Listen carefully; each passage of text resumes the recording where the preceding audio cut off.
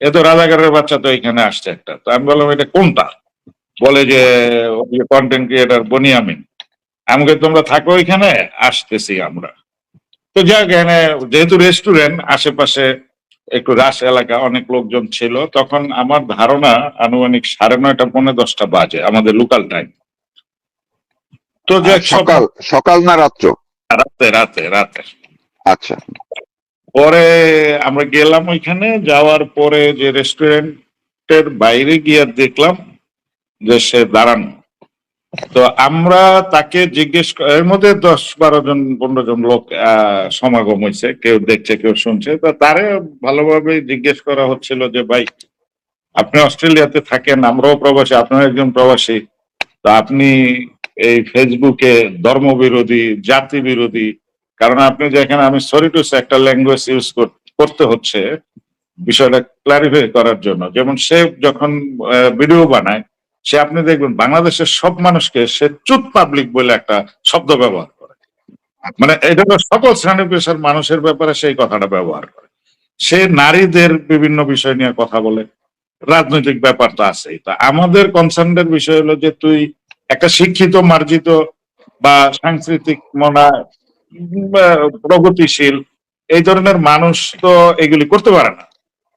তো তারে জিজ্ঞেস করলাম যে ভাই, আপনি যে ভিডিও বানান, আপনি বঙ্গবন্ধুকে নিয়ে, সারা দেশের মানুষকে নিয়ে, এমনকি ভিন্ন রাজনৈতিক মতাদর্শের মানুষ, একমাত্র জামাত ছাড়া, আপনি তো সবাইকে নিয়ে আজে বাজে কথা বলেন, এটার কারণ কি? তো এক কথা দুই কথায় কথা বলছে, এর মধ্যে ধরেন আমার আশেপাশে যারা ছিল, একজনের বলছে একটা ধাক্কা দিছে, সে আবার একটা পাল্টা ধাক্কা দিছে।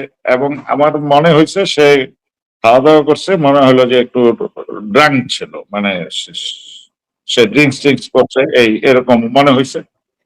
তো এক পর্যায়ে তো যেটা আপনারা ভিডিওতে দেখলেন যতটুকু এতটুকু, হ্যাঁ আমি ছিলাম ওইখানে, কারণ আমি এটা নিয়ে অনুশোচনার কিছু নাই। কারণ আমাদের আহ আমরা আমরা এখন যে জায়গাটায় আছি, আমরা যারা স্বাধীনতার পক্ষের, মুক্তিযুদ্ধের পক্ষের, বাংলাদেশের পক্ষের মানুষ, আমরা গত বছর 24 জুলাই আগস্টের এই তথাকথিত ষড়যন্ত্রমূলক, প্রতারণামূলক এবং বাংলাদেশকে ধ্বংস করার মেটিকুলাস ডিজাইন নিয়ে এই যে ডক্টর ইউনূসের যারা সাঙ্গপাঙ্গ, এদের ব্যাপারে আমাদের একটা কড়া মেসেজ আছে। সেটা হলো এই যে বাংলাদেশটাকে একটা সাজানো গোছানো দেশ, যেটা বঙ্গবন্ধু কন্যার নেতৃত্বে নিরলস পরিশ্রম করে উনি গড়ে তুলেছিলেন, সেই দেশটাকে তারা ধ্বংস করে দিয়েছে, পুরা একটা জেনারেশনকে ধ্বংস করে দিয়েছে। আজকে বাংলাদেশের অবস্থাটা কি? বাংলাদেশের পিঠ দেয়ালে ঠেকে গেছে, আমার আপনার বা আওয়ামী লীগের পিঠ দেয়ালে ঠেকে নাই, পুরা রাষ্ট্রের পিঠ দেয়ালে ঠেকে গেছে। একটা রাষ্ট্র, পুরা দেশটা আজকে কারাগারে পরিণত হয়েছে। খুন, দর্শন, লুটতরাজ, খুন, মানে হেন কোনো কর্ম নাই হচ্ছে দেশে, আইন শৃঙ্খলা বলতে কিছু আছে। এই সমস্ত লোকজন এটার জন্য দায়ী, এটা আমরা প্রবাসীরা মনে করি। বিকজ আমি প্রথম দেশের নাগরিক, তারপরে আমরা বিদেশের বাড়িতে একজন প্রবাসী, এরপরে আমরা, আমাদের একটা আদর্শ আছে, আমরা একটা রাজনৈতিক মতাদর্শকে লালন করি, এবং সেটা যৌক্তিক ভাবে, কোনো অন্যায় অনৈতিক। আমি আমি একটু আপনাকে একটু সহজে একটু বোঝার জন্য, আমাদের সেটা হচ্ছে যে তার মানে ওইখানে তাকে যারা লাঞ্ছিত করেছেন কিংবা দেখলাম যেভাবে মারধর করা হয়েছে ভিডিওতে, সেই ভিডিওতে কয়েকজনকেই দেখা গেল, আপনার ছবিও কিছুটা, যারা আপনাকে চেনেন তারা অবশ্যই আপনাকেও দেখেছেন। তো এখানে কি সবাই আপনারা আওয়ামী লীগেরই নেতা কর্মী ছিলেন নাকি সাধারণও কেউ ছিল? সাধারণত ছিল, আওয়ামী লীগও ছিল। এই ঘটনাটা ধরেন একটা কিছু ঘটলে আমাদের সমাজের এটা একটা চিরাচরিত রীতি, সেটা হলো কেউ আলোচনা করবে, সে সমালোচনা করবে, পক্ষ বিপক্ষে একটা মত থাকে। সামগ্রিক যে বিষয়টা সেটা হলো যে আপনি, আমার জায়গা থেকে আমি এটা বলতে পারি যে এই ধরনের লোক যারা এই যে বিতর্কিত কাজকর্ম করে, এদের প্রতি মানুষ যে ক্ষুব্ধ, এবং ক্ষুব্ধ না শুধু, চরম ক্ষুব্ধ, এইসব ঘটনা তারই একটা বহিঃপ্রকাশ। জি। তো এখন আপনাদের কি অবস্থা? আমি যতটুকু একটু জানলাম যে সে সেখানকার পুলিশের কাছে গিয়েছিল এবং আইনগত ব্যবস্থা নিয়েছে, তাহলে এখন আপনাদের সমস্যা হবে কি না কোনো, বা কি অবস্থা সর্বশেষ? যেহেতু একটা ঘটনা তো ঘটছে, এটা যেভাবেই হোক এটা তো সত্য, এবং এখানে আমরা ইতালির মতো একটি উন্নত দেশ এবং আইন শৃঙ্খলা সবকিছু একটু উন্নত বিধি ব্যবস্থার মধ্যে চলতে হয়, এবং আমরা এখানকার স্থানীয়ভাবে আইন শৃঙ্খলাকে রেসপেক্ট করে শ্রদ্ধা রেখেই চলাফেরা করি। এখন যেটা করছে এটা স্বাভাবিকভাবে স্পটে পুলিশ এসেছিলেন, হয়তো তাদেরকে কাউকে কাউকে জিজ্ঞেস করছে কি হয়েছে, পুলিশ হয়তো একটা নোট নিছে, হয়তো ফিউচারে কেউ কয়েকদিন পরে হোক, যে আপনারা তো ধীরে সুস্থিরে একটু তথ্য কালেকশন করে সংগ্রহ করে হয়তো আমার সাথে যোগাযোগ করলে আমি পুলিশের কাছে যথারীতি হাজির হব, হাজির হয়ে আমাদের যে ব্যাখ্যা সেটা আমরা প্রশাসনকে দিব। এটা নিয়ে আমরা অতটা বিচলিত না। আর আচ্ছা, বিশেষ তার করে মানে আপনারা এই ঘটনাটা এটা সচেতন ভাবে এবং এই শ্রেণীর মানুষদের বিরুদ্ধে যে ক্ষোভ সেটা বহিঃপ্রকাশ করে ঘটিয়েছেন, এবং এটি নিয়ে আপনারা অনুতপ্ত না, বিচলিত না। আইনগতভাবে যদি কোনো পরিস্থিতির মুখে পড়েন সেটা আপনারা মেনে নিতে প্রস্তুত আছেন, এমনটাই? 100 ভাগ আমরা সেটা প্রস্তুত আছি, এবং এখানে আইনগত কোনো বিষয় যদি হয় সেটা আমরা আইনগতভাবেই মোকাবেলা করব। জি। মাঝখানে যদিও যেহেতু অনেকে বিষয়টা, প্রচুর মানুষ, লাখ লাখ মানুষ এটা জানেন সারা দেশে সারা বিশ্বেরই, তারপরও আপনি একটু যদি ঘটনাস্থল, এটা কি রোমে বা তারিখটা একটু গ্যাপ আছে, বলা হয়নি, এইটা যদি আপনি একটু বলেন যে কবে এবং কোথায়, কোন শহরে, কোন এলাকায়? আচ্ছা, প্রথম কথা হলো এটা একেবারে ইতালির প্রাণকেন্দ্র যেটা রোম, আপনার রাজধানী শহর।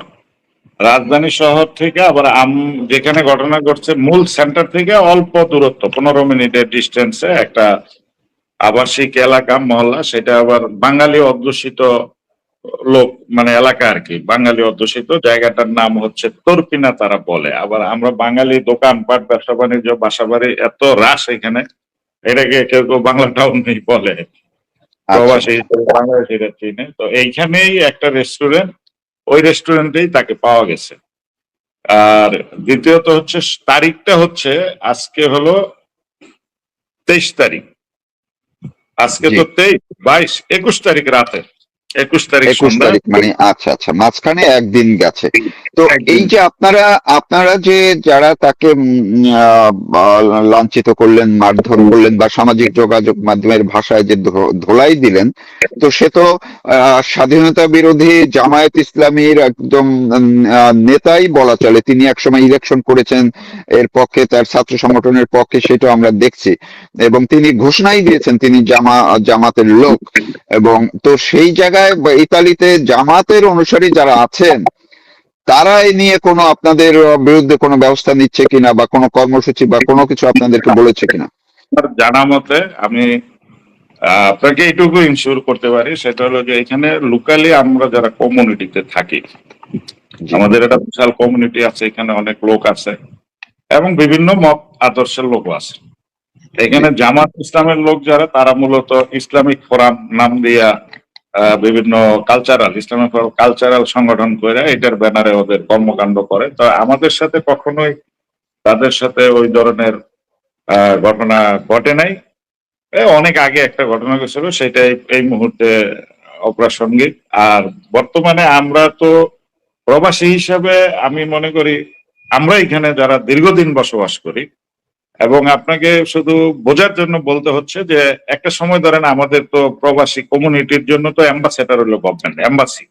তো জি। এম্বাসিতে যখন অতীতে জাতীয় দিবস, এম্বাসির সরকারি কোনো প্রোগ্রাম হতো, তো সেটা আমরা কমিউনিটির মধ্যে সব দল মিলে আলোচনা করে এইভাবে ব্যবস্থা হতো যে যেই দল যখন ক্ষমতায় থাকে সরকারি দল হিসাবে তারা তখন আগে যাবে, পরে বাকিরা সিরিয়ালে। এইভাবে আমরা দীর্ঘদিন চলে আসছি।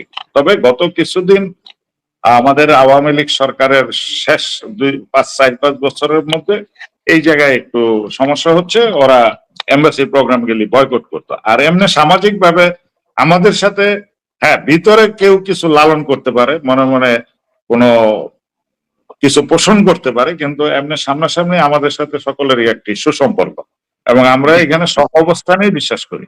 তো জি। এখন পর্যন্ত এই ঘটনাকে কেন্দ্র করে রোমে তার পক্ষে কোনো পদক্ষেপ বা কোনো ধরনের আহ বিষয় হবে এমনটা এখন পর্যন্ত চোখে পড়েনি। জি।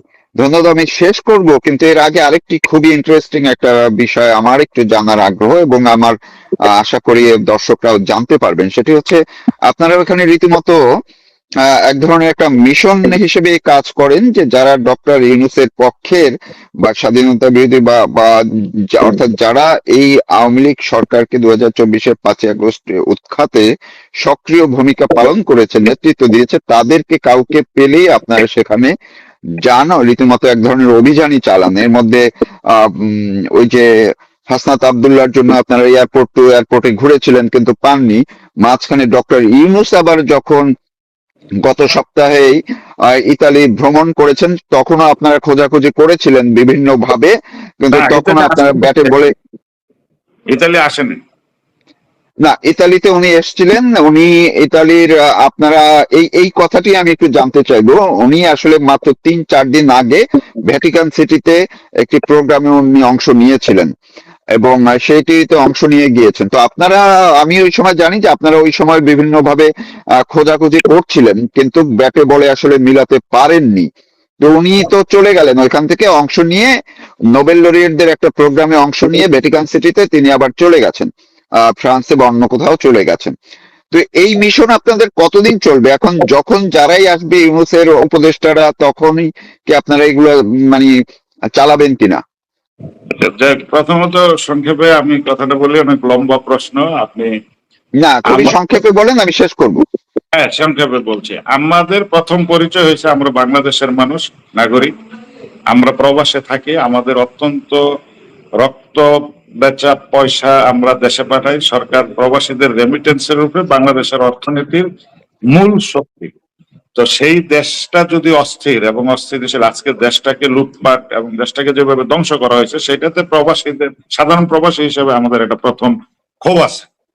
তারপরে হচ্ছে যারা আজকে আওয়ামী লীগকে ফ্যাসিস্ট, রাসিস্ট এবং আওয়ামী লীগকে স্বৈরাচার বলে ক্ষমতা বিতাড়িত করার জন্য বিদেশিদের টাকায়, বিদেশিদের সাথে, স্বাধীনতা বিরোধীদের সাথে, জঙ্গিদেরকে সাথে নিয়ে একটা প্রতারণামূলক তথাকথিত আন্দোলন সংগ্রাম করে মানুষকে হত্যা করে এবং নিজেরা নিজেরা হত্যা করে দায়টা সরকারের উপরে চাপানো হয়েছে এবং আবার এটা দায় মুক্তিও দেওয়া হয়েছে। অতএব দায় মুক্তি তখনই হয় যদি আমার দায় থাকে, নাহলে আমাকে দায় মুক্তি দিবেন কেন আপনি?